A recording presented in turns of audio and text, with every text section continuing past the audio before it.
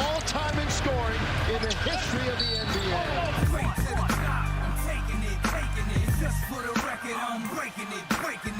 It's an honor for myself, my family, my friends, my hometown, and anybody that's been a part of this journey. Welcome back to NBA Today. So LeBron made history last week when he became the first player with 30,000 points, 10,000 rebounds, and 10,000 assists. So he now ranks second in points, seventh in assists, and top 40 in rebounds. So those are the numbers, and they're just a little bit mind-boggling. So we need to spend some time breaking down another monumental accomplishment from LeBron James, and who better to do that than the birthday girl and a couple of guys who played with him too. So, Richard, you won a championship with LeBron. Is he the most complete player of all time? Yeah, you know, I don't think it's much of a question at this point in time. When you look at what he was able to do, he was probably a couple of votes away from getting a Defensive Player of the Year when he was in Miami. So you look at him, he's always been an offensive, like just in amongst himself, where he can grab the rebound, he can create an assist, he can also score, but he can do it at a level that very few players ever reach. If he never scored a basket, all of a sudden you could look at this man could be at 11, 12, 13,000 assists if that was the only thing that he did. So there's no area in his game that he couldn't just be either top 5 at or top 7 at. His greatness is definitely his versatility. I mean, he can score the basketball, and I love the evolution of his game. Came into the league, he really could get to the rim. He had the mid-range, and now we're seeing him score more threes at this point, largely because of sustainability, especially for his body. So he's got scoring at number 2. He's 7th in assists. And then you have to talk about the defense, because a lot of people say MJ defensively elite. Well, LeBron James is 6-time all-defensive. I know the last year was 2014, but still that well-rounded aspect of him, and plus the way that he sort of made positionless basketball interesting by his, brute strength and size, and then also his skill. So yeah, complete basketball player. He's elite at every category. Just think about this, right? When we think about all the all-time greats, it's not one of them that we could mention that actually played all positions. LeBron James has played the point, the 2, the 3, the 4, and this year we watched him play the 5. So when I look at his overall game, he does it all. And right, he doesn't have the on paper individual accolades, but the real basketball minds that actually watch the game know that LeBron James has been an elite defender his entire career. LeBron James was so special and chased down blocks that people were scared to lay the ball up. Like, remember LeBron James in Cleveland? I remember a time in postseason that Rondo used to get out on the break with steals, and he used to say, listen, I'm not going to lay the ball up. I need somebody to run with me, because he had got tired of LeBron swatting his stuff to level 300 so many times. Like, we forget about those moments. So when I look at LeBron, I think it's no debate, and I think we all agree on this. No, look, really quickly before we go too far, like Magic Johnson also played all 5 positions. He played every position on the court. But Magic, and this is what LeBron James has always been. Magic played the point, and he played the center. Okay, so this is what we're going to talk about. Like, LeBron James has always been the combination of Magic Johnson and Michael Jordan. You show me one GM, one person on this planet that says if you could build a basketball player, if you could build a skill set, there is no player that you could build other than LeBron James. That's where he's always been. He's had the pressure on him. He's had everything about him. There's not one facet to his game. Maybe improve his free throw shooting. His three-point shooting has improved. But there's nothing that you can do that you could build a better basketball player, and he is showing that on top of the longevity that we've seen over the course of his 30-year career. Well, and that's the thing. It's the longevity, right? It's the fact that he actually... Yeah, okay. I'm concerned about Perk. Okay. Oh, he froze. Thank God. He was so still there. My goodness. Okay. We all know, though, right, that knowing LeBron James, second all-time, that's not where he's going to want to finish. Next up is Kareem Abdul-Jabbar, and James needs just over 1,400 points to become the NBA's all-time leading scorer. So with 11 games to go this season, what is it they always hashtags his photos as? The kid from Akron? Yeah, the kid from Akron. Wash King. The kid from Akron, the Wash King, is looking at some point, maybe midway through next season, if he stays healthy and scores at this rate. So what better place to start than Cleveland, where he plays tonight? It's a homecoming of sorts, right? So let's take a look at how he's done as a visitor in the past, starting with 2010. His first game after leaving the Cavs for the Heat, LeBron had 38 in a blowout win. Okay, so then let's go on.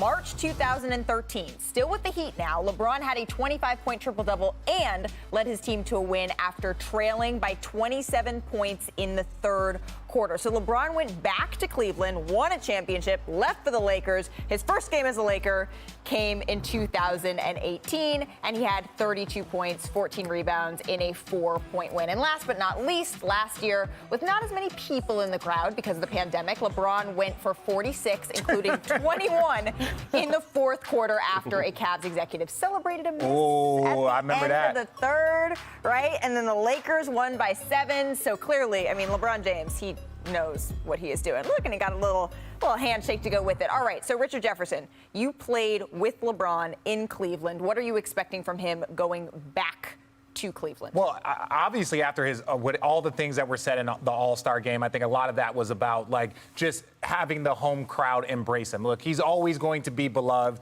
He's always going to have an aspect of a villain. That's just where he exists the most. And so when I see him getting back there, it's just getting back to business. Ultimately, this Cleveland team is a problem. This is a team that they're still trying to avoid dropping to 7. So it is going to, they've been packing that arena all year long, even without LeBron James, with that crew. So I think it's going to be a great environment, and I think it's going to be a fun one. Okay, so for more on LeBron's return, I'm joined by someone who's covered plenty of LeBron James games in Cleveland over the years, and yours too, Richard Jefferson, our Lakers reporter Dave McMenamin. So Dave, how is this return different for LeBron?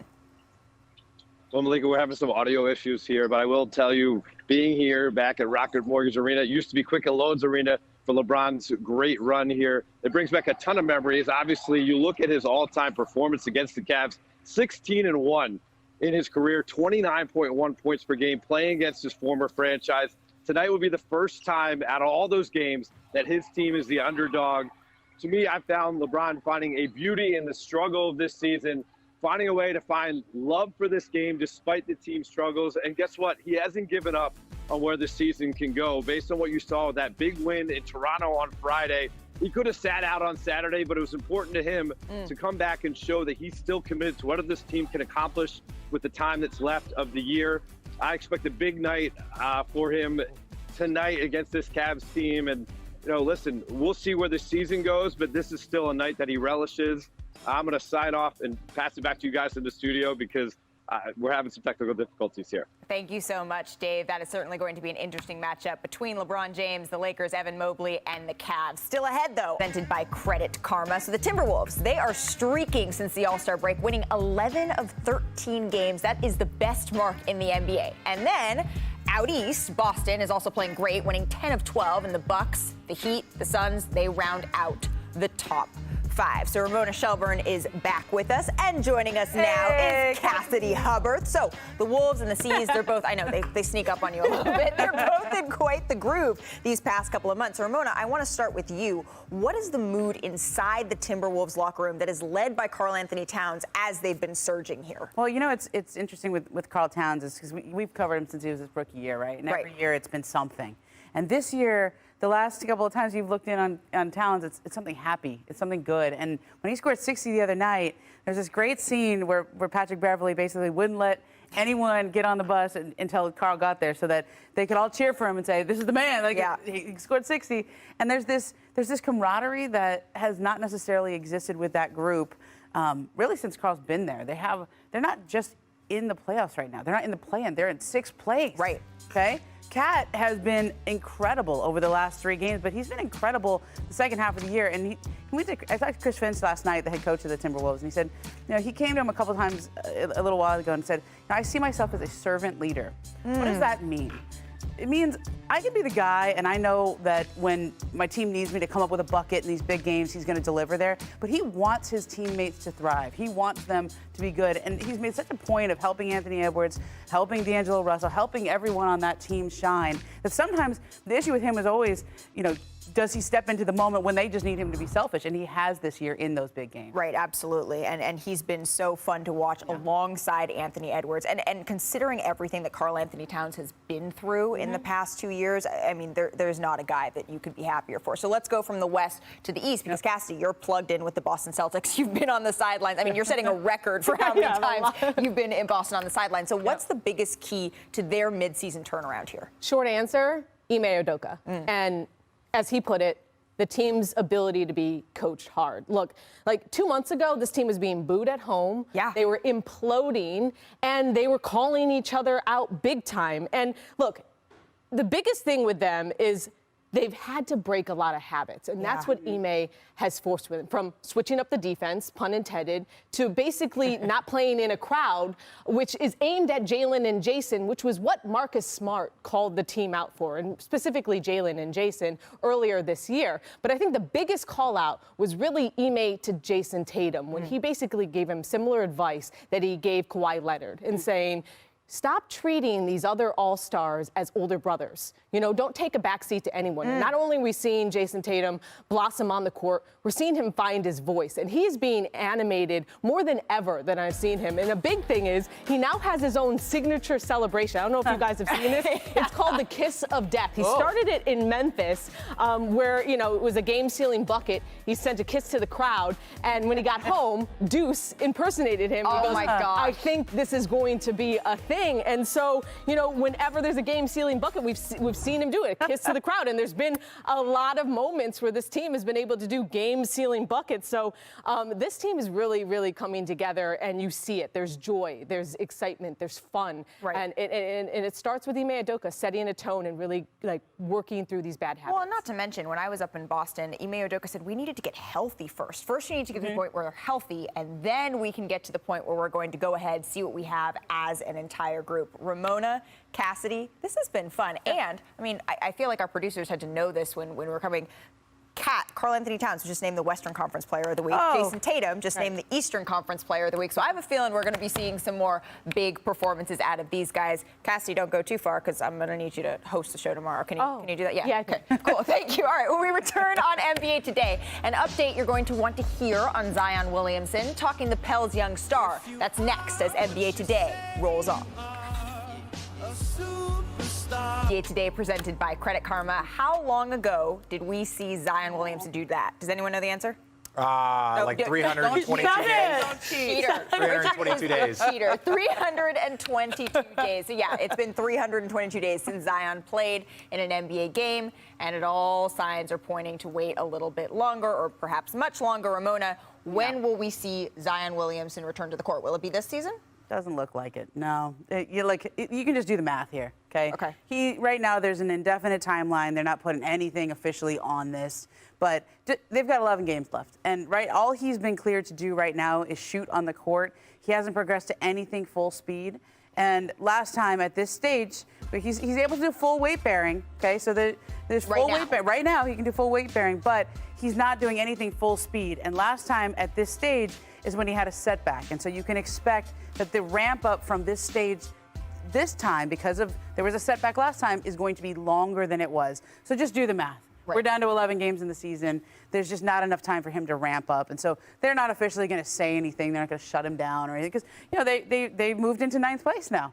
They are, right now, if the season ended, they would host a play-in game. So he's got some time. He's going to keep working. There's been some progress on his rehab on the court, but he's not even to the point where he's going full speed. Okay, so based on all of that, Richard, do you see this as a big deal, little deal? I always struggle because, yes, it's a big deal if you have the #1 pick that's not playing, but it's not a big deal if you're in the micro and macro. In the big picture, it's not a big deal. And I think I just heard Perk giggle. But the reason why is because, look, we have the MVP frontrunner right now in Joel Embiid. This individual missed half of the first 4 seasons of his career. Right. People don't understand how long it can take to mature, to understand your body, to understand all the things that you physically need to do. And look at that. Joel Embiid played 31 games in his first 3 seasons, and look at where he is now. So there is hope for New Orleans fans. There is hope for Zion. Okay, Big Perk, we heard you giggling. So where do you stand on all of this?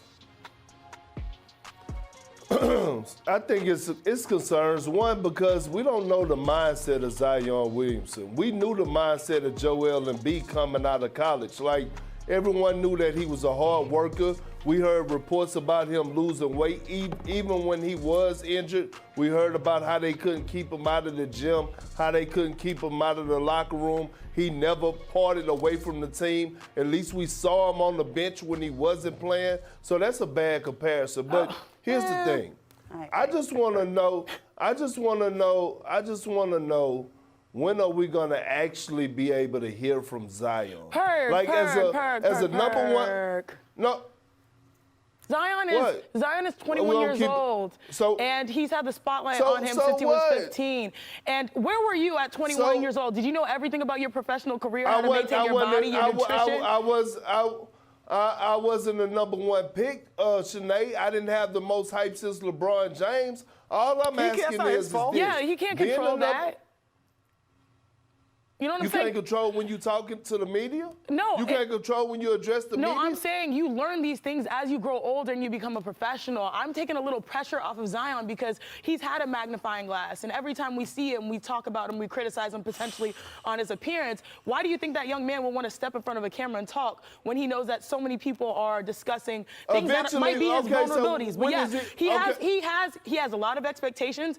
I think that, it took me, I'm just now 30 years old. It took me about 5-6 years to become a veteran and know what I was doing. This young man did not spend 4 years in college to figure things out and say, all right, this is a system that works for me. He showed up, and when he stepped on the court, he delivered. He needs some time to figure himself out, and I think it's good that they're respecting these final 11 games to put himself in a great position for next year. But go on, big bro. Shanae, you don't have to go, I didn't spend a year in college, but I didn't duck from the cameras either, and I wasn't a number one pick. Listen, see, this is the problem that I have with a lot of people. When you sign up for the NBA, you sign up for the good and the bad, the fortune and the fame, whether that's the good media or the bad media. And when you're the number one pick and you're that hyped up, listen, man, at some point in time, we got to start holding people accountable. We can't let the age and stuff he should have stayed in Duke if he wasn't ready for it. That's what I'm trying to say. We got to quit giving people passes. We need to hear from Zion. We need to hear how he's doing. We can't just continue to hear from Willie Green or some David athletes Griffin. like to control their own narratives on their own terms. And really quickly, especially when they're down. No matter how much he talks, that ain't gonna make his foot heal faster. Him talking ain't going to help him get back on the court. That is selfishly what the media wants. That is selfishly. That's what we want. No, that's what we want. We want to hear from him. That is not going to impact his play. Look, that is not going to impact anything, in my opinion. Given the entire circumstance in which he's in right now, I'm not surprised that he's not in front of the media. I am not surprised at all. But there's a not being surprised can be over on this hand, and you can look at some of the folks around the league. I'm looking at Steph Curry, who provided his own injury update. Part of that, though, is the culture of the organization. That's the culture that someone like Raymond Ritter has built within the Golden State Warriors, and the culture of accountability. The culture in New Orleans around Zion Williamson, it's still being developed. But so far, there hasn't been that culture of accountability that exists within the Warriors. So yes, Perk, I agree with you. It would be nice to hear directly from Zion. I'm not saying he has an obligation to talk to us, but what I am saying is that if you want to be able to have a fair shake, it goes two ways. What, Richard? I just want to say one really quickly thing. Kawhi Leonard and the Spurs organization, the Spurs historically, Kawhi Leonard. You don't ever hear from Kawhi Leonard. But what we haven't heard from Kawhi. Toronto? I understand. What happened when he went to Toronto? We can't talk. We can't discount. We can't talk about.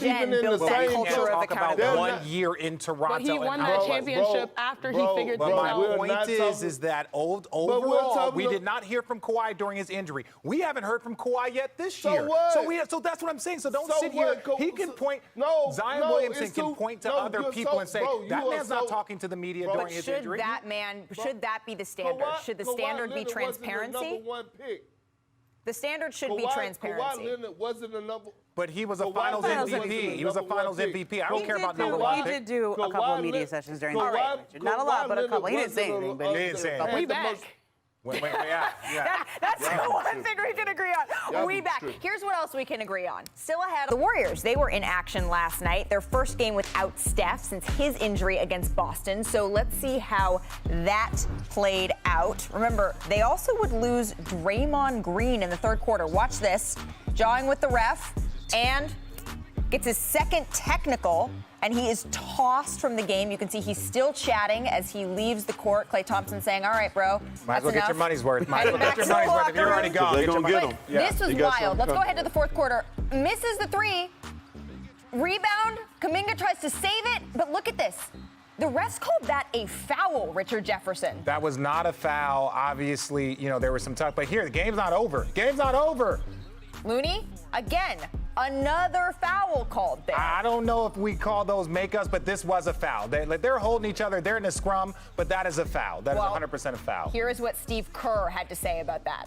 I thought the two fouls at the end were bizarre fouls. I don't know how those calls can be made. Both of them, one that went for us, one that went against us. I don't understand how we can decide the game based on plays that have nothing to do with the game. All right, so Jakob Poeltl on the line. He made his first to tie it. Second free throw here. Nope. Wiggins, you got to box out. Wiggins, you got to box out at the most important time of the game. Him and Klay were like Keystone Cops bumping into each other, too. Yeah. Well, Keldon Johnson gets the rebound, takes the lead. The Spurs win it 110-108. So back here with Richard Jefferson and welcoming in Mark Spears. So we just saw the highlights, but does it fall more on the refs or does it fall more on the Warriors, Richard? Well, I think Steve made a great point. He's like, look, both plays, like one went against us, one went for us. So that part is tough. But I will say this, and Draymond and I have a good relationship. My thing with Draymond is that without Steph on that floor, you have to be even more cautious of your fire. He's got an amazing fire. He's got an amazing passion that has been missed. But here you have to understand you don't have a window. So if you get this second technical, that fire now becomes a problem. And so for me, I think this was more about Draymond making sure down the stretch he's back on the court, keeping his cool, because especially without Steph. Well, if Wiggins makes the 2 free throws, this is a moot point, right? And I give Looney, the Larry Smith of today for the Warriors, credit for, everything. He's doing all the dirty work, but you got to be careful. The ref just called a ticky-tack foul, so what he did gave him an opportunity to make a make-up call for the Spurs. Yeah. And then on the other end, you got the two players bumping into each other, not boxing out right. So I don't blame the refs. The Warriors were in a position to win, and they blew it. But you also, what are your thoughts on Draymond understanding the position that he's in right now? Because you say if Wiggins doesn't miss those 2 free throws, but if you have Draymond on the floor, you have maybe you're not in that spot. Maybe you're up by 5, and those free throws he don't has even matter. remember now that time is of the essence. Yep. They have a real small margin of error, if any. So, no, I'm sure Draymond, looking back, it's kind of like what happened last season. They can't afford this anymore. Absolutely, because this is one of those games where they could look at it and say, was this the one where we ended up slipping in the standings? Because it's just a matter of just little things at this point, especially for the Warriors, considering they have to figure some things out, especially without Steph. But he spoke about how long the injury might keep him out for. Take a listen. Just trying to assess the recovery in real time, just to know how much we can push it on a day-to-day. Right now, obviously, not much. So this is one, I guess, if you push it too soon, it can linger and be a real nuisance. And obviously, anything with your foot, your ankle, anywhere down there, you want to be, I would say, cautious, but just because you don't want that to be something that lingers when you get back out there on the floor. I assume your belief, though, is like playoff game 1, round 1. I think I got enough time for that, but I'm an optimist, so yeah. All right, so the Warriors, they have a tough stretch coming up as they start a 5-game road trip tomorrow at Orlando. Then they visit the Heat, the Hawks, the Wizards, and the Grizzlies. And then Golden State comes back home against the Suns, and you can watch that one on ESPN. So we just saw their upcoming schedule, so I'm going to ask the panel. Your level of concern for the Steph-less Warriors coming down the stretch here is what? I want to start with you, Mark. It's certainly some mild concern. They have the potential to drop down to the 5th seed. Yeah. But could it be a blessing in disguise for a couple reasons? One, I think Steph needs a break. So this gives Steph a couple weeks so he could go in the playoffs rested. 2, Lakers. How are they with Anthony Davis? Do they get in and play one or two? Clippers. I talked to Ty Lue this morning. He has still some optimism that Paul George, Kawhi, and Norman Powell could be back. I said, so what will you guys be if they're back? Special was his word. Denver, Jamal Murray. So the 1 and 2 seed might not be as beautiful as it looks right now. Not to mention, Timberwolves have been a coming. Yes. Yeah. The Timberwolves have been a coming. What's your level of concern here, Richard? It's not concern, but understand that they're in a place of there's uncertainty. You know, obviously you get Draymond back and you're like, okay, this is the moment where they can start picking it up. Can Draymond, get back to that space of being considered Defensive Player of the Year? But all of that has changed, obviously, with the Steph injury. For me, when I look at their team, they want to be 100% healthy. Everyone knows that. But all of those teams right there, I don't think that they're going to finish second. If Memphis does what Memphis is supposed to do, they're not going to finish second. Then you put yourself in that third. But the other only part about dropping down to the fifth seed is those other teams have to play extremely well also. Sure. Yeah. So I think that this is just going to be one of those stretches. Get there, be healthy, and see how the cards play out. Utah in the first round. What? I think they get Utah. I would accept that. And Utah has a whole lot that they need to look at because of the lack of success that they've had in the playoffs. They want to make a deep run. I do want to bring in Big Perk here to get his thoughts on all Nice this. suit, Perk. Perk, what's your level of concern here? I have a high level of concern. And Richard, if you talk about uncertainty, then it's concern there. And when you think about the Warriors, right, you think about the continuity of Draymond Green, Klay Thompson, and Steph Curry. Those guys been playing together their entire career. So they'll figure things out. It's about rotations. It's about guys knowing their roles. It's about Steve Kerr finding his rotations. Because remember, you got to see how Kuminga is going to play alongside Draymond Green. You got to find what Looney is going to play minutes. You got to see how Andrew Wiggins is going to play, what Jordan Poole. They have so many guys that have been balling. Steve Kerr needs this time to figure out his rotation. So when I'm looking at the Warriors right now, I mean, they may drop in the standings, but do they really want that, to be honest? I mean, the Mavericks are playing well right now. Utah is playing extremely well. Donovan Mitchell is playing outside his body. But here's the one thing that concerned me about Steve Kerr. Steve Kerr has really been out of line lately. Even from the time he called out Marcus Smart to the time he addressed the officiating last night, right? Like, in my opinion, if you're going to come to the podium, hold yourself accountable and hold your players accountable. Draymond Green Perk, is that a sign of desperation? No, but listen. Because that's out of character for him. That to me is a sign of desperation. He usually is the guy who comes to the podium and takes accountability. Yeah, but I mean, he needs to right now. And what I'm saying is that Draymond Green cannot get ejected in this game. Yeah. You're the leader of this team. You're missing Steph Curry. Klay Thompson is still trying to find his way. Although he had a 38-night performance about 3 or 4 games ago, these young guys look up to Draymond. And so, like, if Draymond is in the game, I don't know if this game go down to the wire where you have to put the game in the hands of the officials. So I'm just a little disappointed, a lot disappointed in Steve Kerr in the way that he's been handling situations over the last week or so. Well, look, in quick defense of Steve Kerr, I did not hear the entire press conference. So maybe I have a feeling he addressed Draymond. I didn't hear that. And so that was the thing that he wanted to talk about was the calls at the end. You know, each press conference lasts 10, 15 minutes. But to your point, I understand. When I say uncertainty, one person can say concern. I'm not concerned about the Warriors because of the level of talent, how well coached they are, how deep they are. The uncertainty is, can all of that come together in a space where they can now put it together? Some might call it concern, some might call it uncertainty. I know that's what you said. I'm agreeing with you. That's what I said. Fix your lighting. I said. Okay, then. So what you talking about? My lighting is fine. And your suit looks great. Outstanding, Perk. We're going to stick in the West coming up on NBA. And storyline was. What you got? It has to start with the team with the greatest expectations, especially after the trade deadline, and that's the Philadelphia 76ers. They've been 4-4 in their last 8 games, and they had the 3rd worst offense in that span of 8 games. So you're looking, all right, James Harden is supposed to be that offensive boost. Things are supposed to get easier. Well, it's actually been a difficulty when it comes to chemistry and, acclimating him as of late. Oh, and I made it. Oh, yeah. No see? buzzer. No buzzer. Hey. See? You got it. Thank you, Tanae. And there it is. All right, so the East, it is certainly heating up. The Sixers, they fell to number 3 on Sunday. The Celtics, they have surged all the way up to number 4. So, Richard Jefferson, 24 seconds on the shot clock. What's your biggest takeaway from the weekend? My guy, Evan Mobley, Rookie of the Year. He had his 20th double-double. And watch this play right here. This is when they needed it most. We didn't get the second part of this, but he goes big time in Jared Allen's absence. He has a double-double. He has 11. He has 12 rebounds. He has 6 assists, 2 blocks, and a steal. Those numbers are huge for a rookie, especially because they don't want to drop to that outside of that 6, so every win is even more important.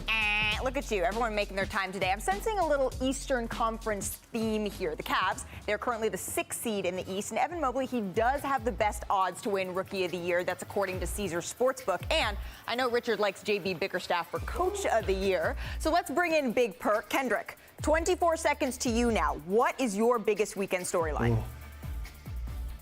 The Boston Celtics and the play of Jaylen Brown and Jason Tatum. Look, when you look at this team, they've been the best defensive team since January. But Jason Tatum has taken a leap. I think he's passed DeMar DeRozan in the MVP conversation the way that he's playing. Right now, the Celtics are hitting their stride when it matters the most and playing at a peak level. Guys know their role. We're watching Rob Williams, Grant Williams, and Marcus Smart. Of course, I wasn't going to beat the buzzer. I talked too slow, but I'm going with the Celtics. I was going to say TikTok. That's like 29 seconds. Thank you, Big Perk. I do want to say, though, all of our panel's biggest storylines, they were all in the East. So let's take a look at the East standings. You can see there the Heat.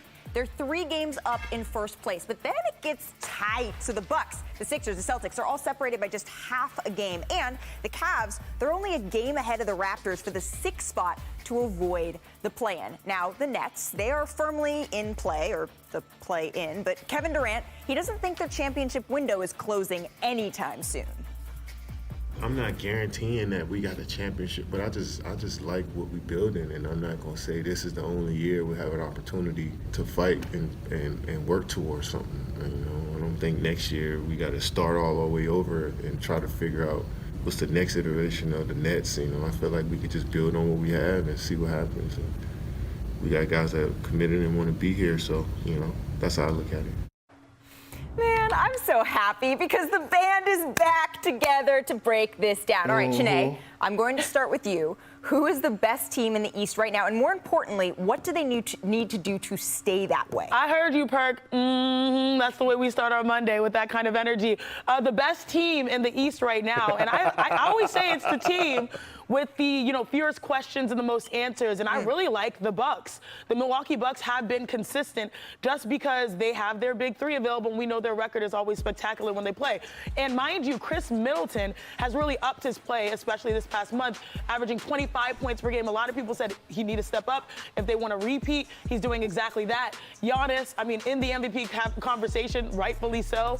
And you just look overall, this team has a lot of answers, no questions, and they just seem like they've consistently put themselves in good playoff position. Right. The question, was when is Brook Lopez going to come back? How is he going to assimilate? Can they get Pat Connaughton healthy? Could they get George Hill healthy? And all of those answers are kind of starting to come together at the right time. But Richard, sometimes it's the same team that's the best and the hardest to game plan for. Sometimes it's a different team that's also the best and hardest to game plan for, which is important in the playoffs. So when you're looking at this, what do you think? Let me tell you this, ladies and gentlemen. She is amazing at her transitions because she knows it's going to be the exact same team for me. It's going to be the Milwaukee Bucks. And for all the reasons that she just said. She just talked about how, getting Brook Lopez back, who was a huge piece. But also they have Serge Ibaka. They went and got a great backup. So now you have depth at that position because Brook Lopez. But for me, when you look at the Milwaukee Bucks, they are the team with the fewest amount of questions. They are the team that has been the best team in the league over the last 5 seasons. The best record, the best playoff performance. They have been the best. Now, do they have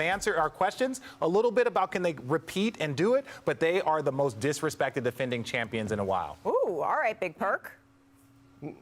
Well, nobody's disrespecting them, but both of y'all are wrong. And look, as you disrespect them. The Boston Celtics, Listen, the Boston Celtics, not only have they been the best team in the East, but one could argue that they have been the best team in the NBA. Look, Jason Tatum has taken that leap to superstardom. Like we have said, he was on the verge, but he's there.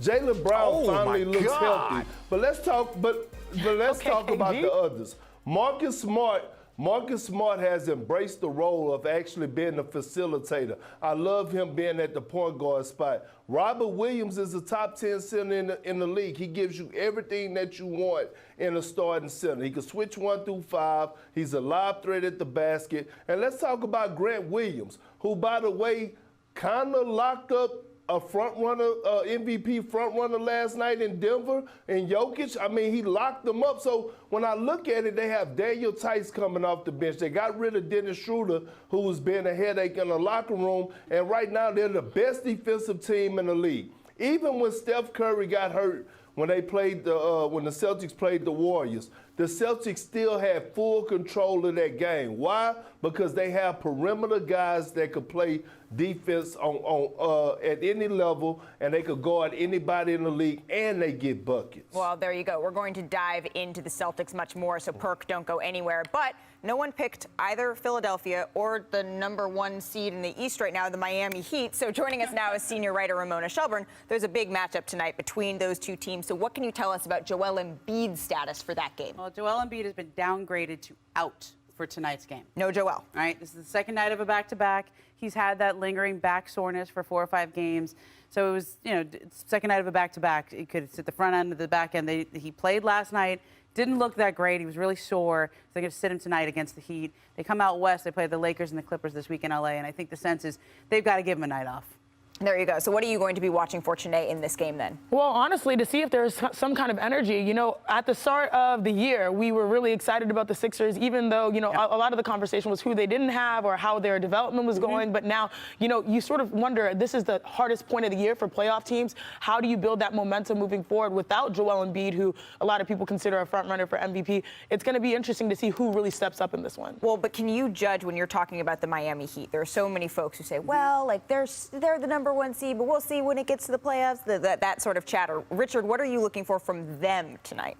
Well, just a level of consistency. The Miami Heat are always a consistent team. It's just a matter of making sure that everyone is healthy, having Kyle Lowry out there, having Jimmy Butler out there, having everybody, and starting to build a rhythm. Now, these guys are familiar with the organization, so it's not like if they miss 5 games, they won't understand their roles. But, yes, the Miami Heat are a force. I think last year they took a step back because of COVID, and they just had a tough year. But this is more likely who they are going to be. This is who they are. Tyler Hero, 6th man of the year. We already know that that's sewn up, but it just shows the level of jump that the organization has made from that year in the bubble going to the finals, then last year kind of struggling, but being back on the mountaintop this year. Well, I was just down in Miami, and Bam Adebayo wanted us to start the Bam as Defensive Player of the Year. That's something that he is lobbying hard for. A lot of people are. Yeah, I know. We're going to get into that a little bit later in the show because still ahead.